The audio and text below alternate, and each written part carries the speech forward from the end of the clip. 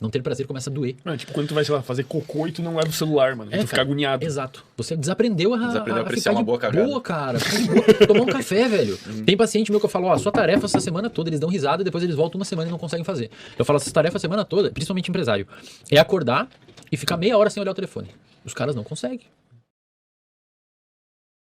As pessoas têm que aprender hoje, e esse talvez é o maior ensinamento que eu posso passar aqui pra vocês. As pessoas têm que aprender hoje a entender que a gente precisa de sofrimento. A gente precisa sofrer. Não é se fuder, mas a gente precisa sofrer. A região do seu cérebro responsável por gerar prazer e motivação é a mesma região envolvida por gerar dor e sofrimento. Dor emocional e sofrimento. É uma balança. Então, num lado está o prazer e no outro lado está a dor e o sofrimento. É como se fosse uma gangorra. Se você aumenta muito o lado do prazer, só prazer, só prazer, só prazer, só prazer, só prazer, só prazer. Perdão, você está botando muito peso aqui no prazer, só prazer, só prazer, só prazer, só prazer, só prazer. O lado da dor e do sofrimento começa a se destacar. E aí o que vai acontecer? No mecanismo de autorregulação, ele começa a vir para o outro lado. Aí você precisa cada vez botar mais prazer aqui, para empurrar. Então o que acontece? Se você fica se submetendo só a coisas fáceis, só a coisas simples, só a recompensas rápidas, o seu cérebro ele desacostuma a viver com problema. E a vida não é uma corrida de 100 metros, a vida é uma maratona gigantesca. Então se você perceber hoje, cara, eu atendo muito paciente com problema alimentar. Pra caramba. Não consegue controlar a alimentação e tal. 90% deles, cara, eles comem por uma fome emocional e não fisiológica. A pessoa não tem fome. Ela come muitas vezes porque está entediada. As pessoas perderam a capacidade de viver com tédio, bicho. Sabe o tédio? Porque hoje uma criança de 6 anos, acho que vê em uma semana mais informação na vida dela do que um adulto de 1930 a vida inteira. No telefone. O TikTok ali... É tudo ali, cara. O TikTok é luz pra caramba. Inclusive saiu um estudo mostrando que aumenta a dopamina e tal. Fica ali, você quer rolar, fica ali. E, cara, isso tá ensinando o nosso cérebro a não viver mais no tédio.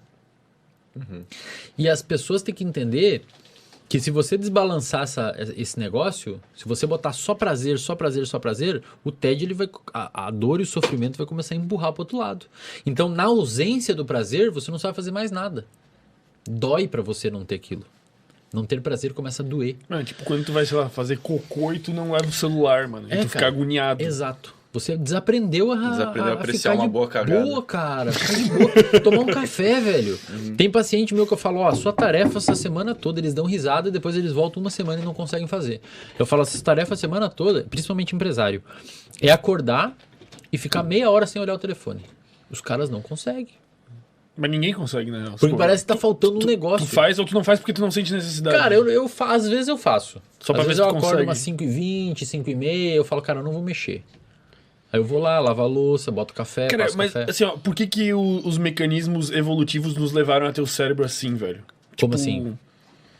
Porque a seleção natural lapidou os nossos comportamentos da melhor forma possível pra gente ser reprodutivo, pra gente viver e fazer o que animais devem fazer, que é o que a gente é. Por que ele configurou esses mecanismos cerebrais de prazer e de dor dessa maneira? Por que não poderia ser diferente? Porque por muito tempo você... Na verdade, assim... Tu entendeu mais ou menos o que eu quis dizer? Entendi. Na verdade, assim, o nosso cérebro não tem nada errado. Ele funciona... Ele tá feito do jeito que tem que ser feito. O problema é a sociedade que a gente construiu e o ambiente. Lembra que eu falei lá no início? Quem determina isso daqui é o ambiente, não é necessariamente... O nosso cérebro é uma bolota de células jogada dentro de um ambiente e, inclusive, ele é conectado em rede. O meu cérebro está conectado com o de vocês agora. Dependendo do que eu falar, eu posso alterar a produção de neurotransmissores no seu cérebro. A gente está conectado. Se eu falar assim, presta atenção no seu pé tocando o chão agora, a sua atenção foi pro seu pé. Você não estava prestando atenção na sua camisa tocando o seu corpo. Presta agora atenção você tá. na respiração. Então, o nosso cérebro está conectado em rede. Nós somos uma estrutura em rede. Sacou? Então, o nosso cérebro não tem nada de errado, cara. O problema é a sociedade que a gente construiu. E aí o que acontece? O nosso cérebro, ele não foi constituído para viver num ambiente com tanto estímulo. Por exemplo, isso aqui que a gente tem aqui agora, esse monte de luz, 9h19 da noite, não é normal. O próprio relógio. O próprio relógio não é normal. O nosso cérebro, durante 99% da nossa tempo como hominídeo aqui na Terra, e como Homo sapiens sapiens, ele nunca teve luz nesse horário entrando no olho. No máximo ia ser uma luz de uma fogueira amarela, pequena, não tão forte, e as pessoas estariam conversando como a gente está agora numa caverna, contando história. Mas nessa época eles tinham muito menos fatores estressores. Não fatores estressores tinham um monte. Mas eles tinham muito menos problemas, assim, desencadeados por esse excesso de... É que na realidade, naquela época, cara, o sistema ele funcionava perfeitamente porque ele foi desenvolvido. Um caçador-coletor, ele ficava estressado quando? Quando ele tinha muita fome, Quando precisava que ficar começou a dar estressado, né? problema, ou Eles alguém atacava eles ele. viviam melhor que nós. Tipo, eles se sentiam melhor, vamos supor. Eu não sei se eles se sentiam melhor e também não sei se viviam melhor. Aí que tá, eu sou um grande depende. Se tudo que você me perguntar, eu vou falar depende. Porque, cara, com 30 anos, caía seus dentes naquela época, tá ligado? Então a gente não é que eles viviam melhor. E a expectativa de vida era bem baixa. Mas a questão é que o cérebro evoluiu naquela época, foi selecionado naquele contexto. Então pensa assim, por que a gente tem uma tendência grande a lembrar de traumas? Porque é importante, velho. Para a história evolutiva lembrar de um trauma. Pra você ter uma noção, quando você tem um trauma, quando um trauma acontece na sua vida, você tem um aumento da atividade da sua amígdala, que detecta aquele trauma. Você tem uma atividade exacerbada do eixo HPA, hipotálamo pituitário adrenal. Esse eixo HPA libera glicocorticoides e esses glicocorticoides sobem até seu cérebro e eles potencializam a neuroplasticidade daquele evento específico, fazendo você formar mais forte a memória daquele evento. É por isso que muitas vezes você nunca mais esquece daquele evento.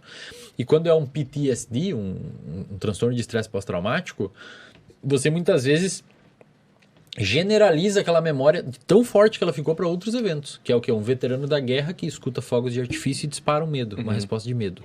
Ou um cara que sofreu um acidente de carro e não consegue entrar num carro. Isso, evolutivamente falando, foi importante. Porque o cara que foi atacado numa savana por um grupo de caçador-coletor rival, é importante que ele lembre onde foi aquilo, para ele não ir lá de novo. Ou uma cobra, um jacaré na curva de um rio, é importante que ele lembre aquilo para não ir lá de novo. O problema é que muitas vezes isso é tão extremo que traumatiza demais.